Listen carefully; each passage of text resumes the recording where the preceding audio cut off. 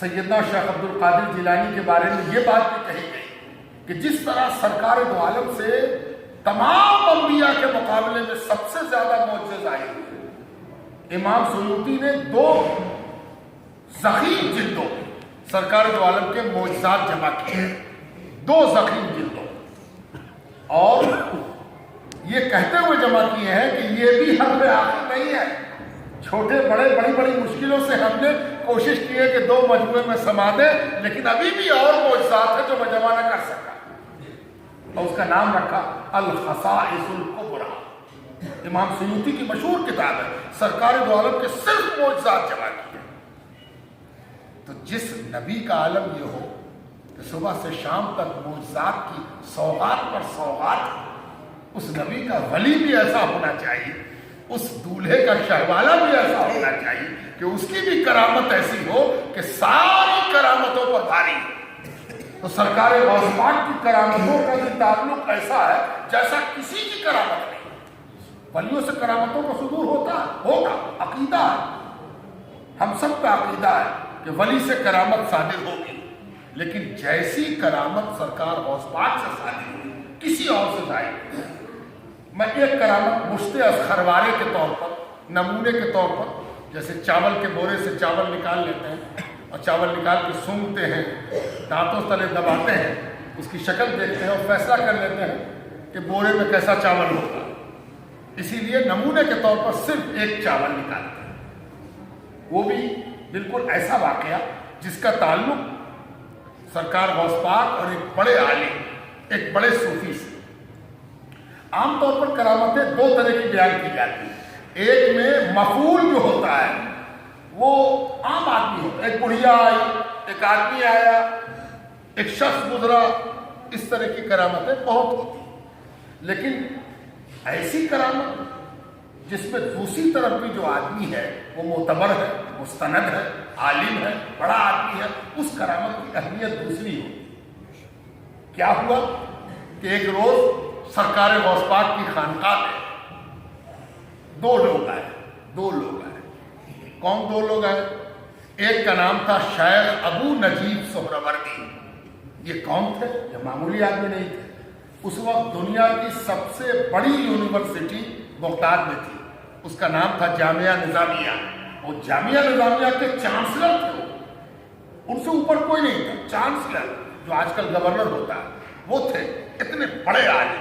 تو ان کے انڈر میں نظامیہ میں بے شمار علماء تھے، بڑے جید علماء، تخصص کرنے والے اور مخصصین، لیکن وہ چانسلر تھے، وہ آئے اور ان کے ساتھ جوان بھتیجا ہے، ایک دم نوجوان طالب علم بھی کیسا؟ اونچی کتابیں پڑھ رہا، بڑا ذہین، تیز، دانشور، انٹیلیجنٹ نوجوان طالب علم بھی ساتھ میں تھا۔ کیوں آئے؟ واقعہ یہ تھا کہ جس کو آگے انہوں نے خود بیان کیا کہ سرکار غوث پاک کے پاس جب یہ لوگ پہنچے تو سرکار غوث پاک کوئی نفل نماز پڑھ رہے تھے، مشغول تھے۔ شیخ ابو نجیب آئے لے کر اپنے بھتیجے کو، جو جوان بھتیجا تھا، ایک طرف خود بیٹھ گئے سرکار غوث پاک کے، اور دوسری طرف جوان بھتیجے کو بیٹھایا جن کا نام تھا شہاب الدین سہروردی، بعد میں جا کے بہت بڑے عالم شہاب الدین سہروردی۔ دونوں مؤدب بیٹھ گئے، چونکہ شیخ عبادت میں مشغول ہے، کھٹک، آواز، سلام، کلام نہیں کیا، چپ چاپ بیٹھ گئے۔ سرکار غوث پاک عبادت میں مصروف تھے، تھوڑی دیر کے بعد فارغ ہوئے تو خود متوجہ ہوئے، سلام کیا، کیسے آنا ہوا؟ شیخ ابو نجیب نے دستبوسی کی، ان کے جوان بھتیجے شہاب الدین سہروردی نے بھی ہاتھ چھوا، کیسے آنا ہوا؟ اب چچا نے فریاد کی، حضور یہ میرا بھتیجا ہے، اس کا نام عمر ہے۔ شہاب الدین سہروردی کا اصلی نام عمر ہے، اس کا نام عمر ہے، بہت تیز ہے حضور، بہت ذہین ہے، اس کا حافظہ بھی بہت تیز ہے، اتنی ہی عمر میں یہ حفظ کر چکا ہے، قرأت کے فن پر بھی بڑا ماہر ہے، اور اب یہ عالمیت کی اونچے درجے کی کتابیں پڑھ رہا ہے۔ لیکن حضور ایک بات کہنی تھی۔ کہا بولو۔ کہنے لگے حضور زمانے کی چلن آج کل ہے کہ سب سے بڑا عالم اسی کو مانا جاتا ہے جو خوب بحث کرے, دلیل دے دے, حجت لائے, مناظرہ کر سکے, بات کاٹ سکے, بات سے بات پیدا کر سکے, طلاقت لسانی. اور اس کے لیے علم کلام پڑھنے کا شوق پڑ گیا ہے. جس کو دیکھیے وہ علم کلام پڑھتا ہے تاکہ خوب بحث کر سکے, کلامی بات سے کر سکے, بات سے بات نکال سکے, کھال کھینچ سکے. علم کلام کی طرف اس کی بڑی رغبت ہو گئی ہے. اور حضور کا یہ خادم چاہتا تھا کہ یہ علم کلام کے بجائے علم حدیث, علم تفسیر اور علم سلوک کی طرف مائل ہوتا تاکہ اولیاء کی جماعت سے اس کا تعلق پیدا ہوتا. یہ تو مناظر بن رہا ہے, بحث بن رہا ہے, لڑائی کرنے والا بن رہا ہے, بحث کرنے والا بن رہا ہے, لیکن ہزار سمجھانے پر بھی اس کا دل مائل نہیں ہوتا. یہ علم کلام ہی کی طرف مائل ہے. حضور کے پاس لے کے آئے ہیں کہ حضور توجہ فرمائیں. اب شہاب الدین سہروردی خود روایت کرتے ہیں, خود کہتے ہیں سرکار غوث پاک میری طرف گھومے اور پوچھا, صاحبزادے آپ نے کون کون کتابیں پڑھی, علم کلام کی کون کون کتابیں پڑھی. مجھے حوصلہ ہوا کہ شاید تو میرے کتابوں کے بارے میں پوچھ رہے ہیں. ڈاٹا نہیں انہوں نے, کیوں پڑھتے ہو, کیا پڑھتے ہو, پوچھا کون کون کتابیں پڑھی. تو میں نے چند کتابوں کے نام لیے, الملل پڑھتا ہوں, شہرستانی کی یہ کتاب پڑھتا ہوں, فلاں کتاب پڑھتا ہوں. حضرت سنتے رہے. اس کے بعد فرمایا ماشاءاللہ آپ نے تو بہت سی کتابیں پڑھی. تو مجھے اور حوصلہ ہوا. میں نے کہا حضور یہ زبانی یاد ہے مجھے, یہ کتابیں زبانی یاد ہے. تو حضرت نے فرمایا اچھا زبانی یاد ہے, اچھا ماشاءاللہ, ہے نا. اس کے بعد شہاب الدین سہروردی کہتے ہیں حضرت نے اپنا دایاں ہاتھ میرے بائیں قلب پر رکھا, سینے پر رکھا, میرے بائیں طرف دل پر رکھا.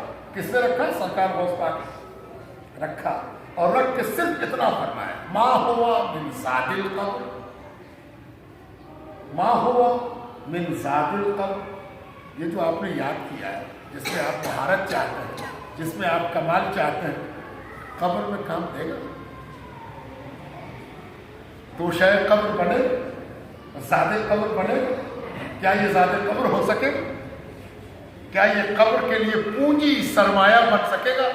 اتنا کہنا تھا کہ شہاب الدین سہروردی کہتے ہیں کہ مجھے ایسا لگا جیسے میرے دل کی حیثیت اسپنج کی ہو. اسپنج, اس میں کوئی چیز سوکھ لیتے, پانی سوکھ لیتے, سیاہی سوکھ لیتے, کہ حضور نے اپنے ہاتھ کو دھویا, اسپونجی بنایا اور میرے سارے حافظے کو کھینچ لیا. اور جب ہاتھ ہٹایا تو مجھے ایک لفظ بھی علم کلام کا یاد نہیں تھا. ایک لفظ, یہ ایک بڑا عالم کہہ رہا ہے جو اپنے وقت کا سب سے بڑا عالم ہوا, ایک لفظ مجھے یاد نہیں تھا.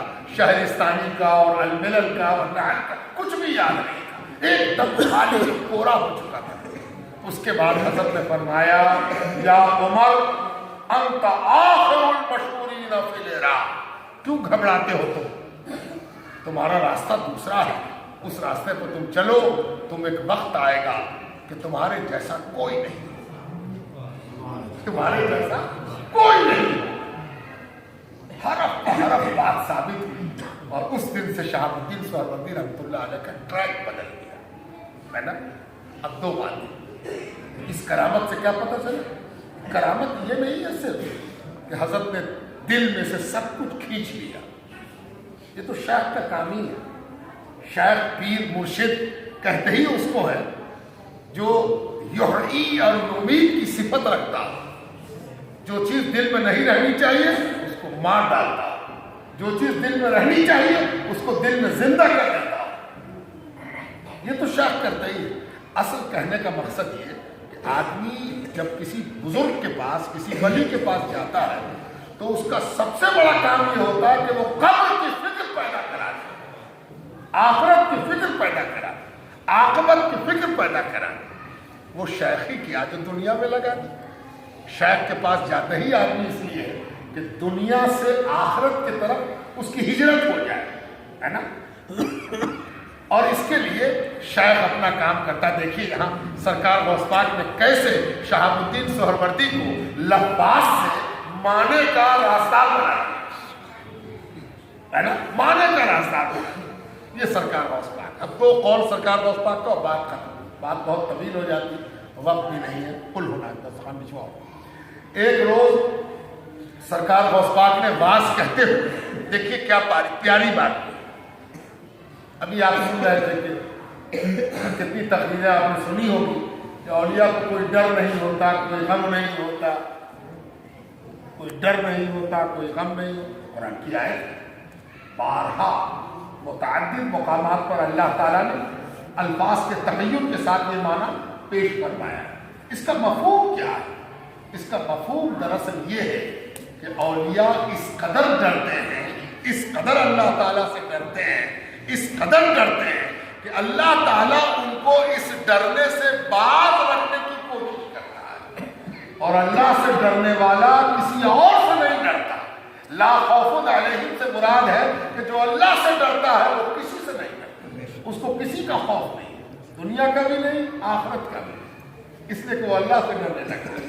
جو اللہ سے ڈرے گا کسی اور چیز سے نہیں ڈرے گا، اور جس کو اللہ کا غم ستائے گا اس کو دنیا کا غم نہیں ستائے گا۔ اب دیکھیے ہوتا ہی ہے کہ جب کوئی اللہ والا بننے لگتا ہے تو اس کو اپنے گناہ نظر آتے ہیں۔ اللہ والا ہونے کی یہ مطلب نہیں ہے کہ اس کو لگے کہ دنیا میں سب سے اچھے ہم ہی ہیں۔ اللہ والے سے آپ ملے تو اللہ والا ایسا تھا کہ ہٹو ہٹو کنارے، تم جاؤ ہٹو یہ سے، کہا بھائی تم سب گنہگار ہو، ہم پاک باز ہیں، ہم بالکل پاک صاف ہیں، تم لوگ میرے قریب مت آؤ، دور ہٹو۔ اگر کوئی ایسا کرتا ہے تو اس کا لکھن اس کے شیطان ہونے کی دلیل ہے، ولی ہونے کی دلیل نہیں ہے۔ ولی کون ہے؟ جس کو سب سے زیادہ اپنے گناہوں کی فکر ہوتی ہے، اس کو اپنے گناہ نظر آتے ہیں، اپنی غلطی نظر آتی ہے، اپنا قصور نظر آتا ہے، اور جس کو گناہ نظر آتا ہے وہی توبہ کرتا ہے، وہی اللہ سے ڈرتا ہے۔ جس کو گناہ نظر ہی نہ آئے وہ توبہ کچھ سے کرے، جس کو ہر چیز اجلی نظر آئے اس کو کالے کی فکر کیسے ہو؟ تو سرکار غوث پاک دیکھو ایک واز میں کیا بات ہے، سرکار غوث پاک کا جملہ دیکھو، ہیرے سے تولنے سے بھی زیادہ قیمتی ہے یہ جملہ۔ سرکار غوث پاک فرماتے ہیں نیکوکار وہ ہے، متقی وہ ہے، پرہیزگار وہ ہے، ولی وہ ہے جس کو اپنا ذرہ برابر گناہ، توجہ چاہتے، نیکوکار متقی وہ ہے جس کو ذرہ برابر گناہ پہاڑ دکھائی دیتا ہے۔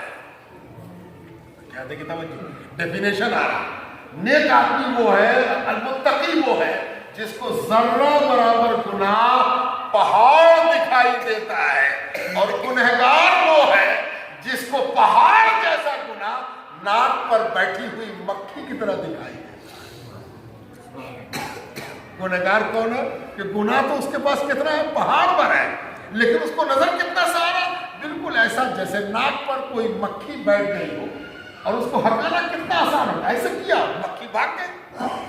تو اس گنہگار کو لگتا ہے کہ میرا گناہ ہے ہی کتنا، ذرا سا تو ہے ہی مکھی کی طرح، جیسے مکھی بیٹھ گئی ہے ویسے ہی ہم اپنے گناہ کو ہٹا دیں گے، گناہ ہٹ جائے گا اور ہم سب سے خوبصورت ہوں گے، میری ناک بھی خوبصورت ہوگی، میرا چہرہ بھی خوبصورت ہوگا۔ اتنی بڑی بات ہے۔ متقی وہ ہے جس کو اپنا ذرہ برابر گناہ پہاڑ جیسا معلوم ہوتا ہے، اور گنہگار وہ ہے جس کو پہاڑ جیسا گناہ ناک پر بیٹھی ہوئی مکھی کی طرح دکھائی دیتا ہے، جسے وہ جب چاہے اڑا۔ اللہ ایک ایسا آئینہ دے گئے جس میں قیامت تک جو منہ دیکھتا رہے وہ بھی ولی، وہ بھی ولی۔ اب ایک قول اور سن لو، سرکار غوث پاک کتنی پیاری گفتگو کرتے ہوں گے کہ مسجد سے جامع مسجد گئے، جامع مسجد سے عیدگاہ گئے، عیدگاہ سے ویرانے میں جگہ منتخب کی گئی، اس لیے کہتے ہیں آڈینس آ جاتے تھے کہ وہ کہاں بیٹھتے۔ پہلے سرکار نے مسجد میں باز کہنا شروع کیا، بھر گئی مسجد، صحن بھر گیا، گلی بھر گئی، لوگ آ کے کہنے لگے حضرت یہاں جگہ نہیں ہے، لوگ کہاں کھڑے، پریشان ہیں لوگ آپ کو سننے کے لیے، مائک بھی نہیں تھا، ہارن بھی نہیں تھا۔ سرکار غوث پاک چپ رہے، تو کسی چاہنے والے نے عرض کیا حضور جامع مسجد میں باز کہا جائے، کہا ٹھیک ہے جامع مسجد چلے، جامع مسجد بھر گئی، 2-4-5 ہفتے میں جامع مسجد فل ہو گئی، کہیں جگہ نہیں۔ لوگوں نے کہا حضور جامع مسجد بھر گئی ہے، لوگ بہت پریشان ہیں، سب سننا چاہتے ہیں، تو کہا کیا کریں؟ کہا حضور साल में 2 दिन ईदगाह आबाद होती है, आपके बात से जब आप बात कहिएगा तब आबाद होगी। चलो ईदगाह चलेंगे, ईदगाह के मेंबर से ईदगाह भर गए। अल्लाह, कैसी दीवानगी थी सुनने की। और वो क्या कहते हो, एक जुमले से आपने अंदाजा लगाया है ना, ऐसा लगता है कुरान और हदीस का भी इत्र निकलता है। इत्र देखते ना, इत्र किसको कहते हैं, जिसमें से कशीद करके उसकी रूह निकाल ली जाए, है ना। कैसी कैसी बात कही, ऐसी बात कही जैसे सारी आयत चिल्ला चिल्ला के यही कह रही है ना। तो अब सरकार बसपाक अब गुफ्तगू करे तो बाज लोग ऐसे होते थे कि उनको गुफ्तगू से ऐसा हाल कैफियत, जैसे मस्जिद समा में नात सुन के कैफियत पैदा हो, वैसी कैफियत पैदा होती थी और रूह निकल जाए, दम निकल जाए। मस्जिद खत्म हो तो मालूम हुआ कि इधर से 1 जनाजा, उधर से 2 जनाजा, उधर से 3 जनाजा उठा, दम निकल गया लोगों का। ऐसी गुफ्तगू सरकार बसपाक, ऐसी गुफ्तगू का एक नमूना हजरत ने एक रोज फरमाया अपने वाज में, अपने खुतबे में, कि हजरत के अल्फाज ये थे, कुन बव्वाब अला बाब क़ल्बी। एक रिवायत में है कि कुन बव्वाबुल्लाह अला बाब क़ल्बी। सुनो सुनो, अपने दिल के दरवाजे पर अल्लाह का दरबान बन के बैठ जाओ। अपने दिल के दरवाजे पर अल्लाह का दरबान बन के बैठ जाओ। बात समझ में नहीं आई? हदीस में आता अल क़ल्बु बैतुर रहमान, दिल क्या है? अल्लाह का घर है। अब तुम क्या हो? बंदा हो। तो बंदा चाहेगा ना कि अल्लाह के करीब रहे, तो करीब रहने की क्या जरूरत है? घर में घुस जाओगे? नहीं, दुआ करो कि दरबानी की नौकरी मिल जाए। अब कहां मिले? अल्लाह के घर की दरबानी। अब घर कहां है? तुम्हारे दिल में। तो दिल के दरवाजे पर, दिल अल्लाह का घर है, तुम उसके दरवाजे पर अल्लाह का दरबान बन के बैठ जाओ। तो दरबान का काम क्या होता?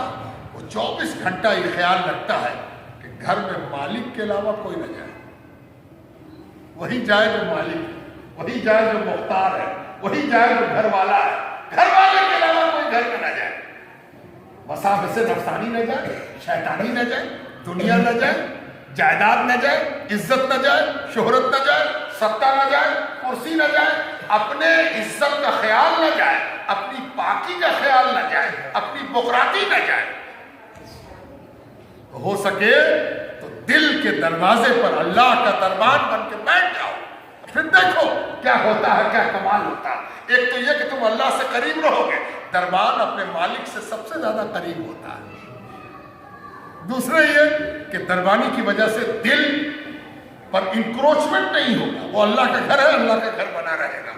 और अल्लाह अगर इज्जत वाला है तो इज्जत वाले का दरबान भी इज्जत ही वाला होता है, बेइज्जत नहीं होता। दस्तरखान बिछाओ। और एक तीसरी बात भी सुन लो, सरकार बसपाक के खुतबे से एक बात और सुन लो। कहते हैं सरकार बसपाक कि सुनो सुनो, एक कलमा पढ़ने वालों, ए राशिद, ए शमीम, ए वसीम, तुमको क्या करना चाहिए? अपने आप को हुजूर पाक अलैहिस्सलाम मुहम्मदुर रसूलुल्लाह सय्यद कुल रहमतुल लिल आलमीन शफीउल मुज़नबीन के हवाले कर दो, हवाले कर दो, सरेंडर कर दो, उनके आगे दस्तबरदार हो जाओ, उनके ऊपर अपना तसर्रुफ, उनके ऊपर उनका तसर्रुफ अपने ऊपर लाजिम कर दो, उनके हवाले कर दो खुद को। किसके हवाले कर दो? अल्लाह के रसूल के हवाले खुद को कर दो। और उनसे कहो, उनसे दरखास्त करो, उनसे इंतजार करो कि या रसूल अल्लाह, मुझको उस तरह सवार दीजिए जैसा आपका रब चाहता है। हम क्या जाने कि आपका रब क्या चाहता है? या रसूल अल्लाह, हम गुलाम हैं आपके, हम गुलाम को ऐसा बना दीजिए जैसा आपका रब चाहता है। लेकिन ये कब होगा? जब सरकार दो आलम के हवाले कर दोगे। सरकारी दो आलम तुमको संवारेंगे, तुम नहीं संवार सकते हो अपने को। कहा है इसलिए अल्लाह ने कहा वो ज़क्की, इन्हीं का काम है कि ये तस्किया करें, सुथरा बनाए। अपने से सुथरा होने की कोशिश मत करो, तुमको तो सिर्फ इतना करना है कि हुजूर के हवाले खुद को कर दो। हुजूर चाहे कि तुमको कैसे संभाले। ये है सरकार बसपाक। सरकार बसपाक के काम करने का तरीका, अंदाज, अतवार कैसा है, किस अंदाज से गुफ्तगू करते हैं, किस अंदाज से बात करते हैं, یہ بے پناہ سمجھنے کی چیز ہے، جاننے کی چیز ہے.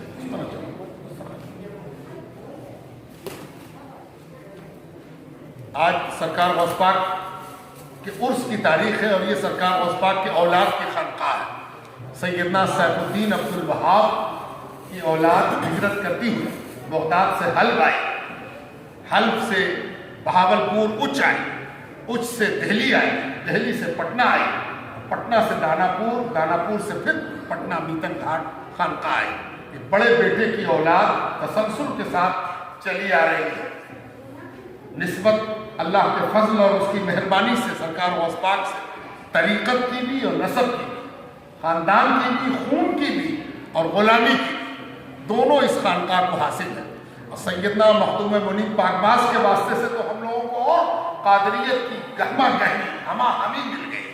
اس لیے یہ پیور اصلی خانقاہ قادریہ ہے. یہاں جو فیضان ہے ہر سلسلے کا ہے، لیکن بنیادی روح دھڑک رہی ہے، قادری روح ہے، قادری قلب ہے. اور آج سرکار غوث پاک کے عرس کی تاریخ ہے.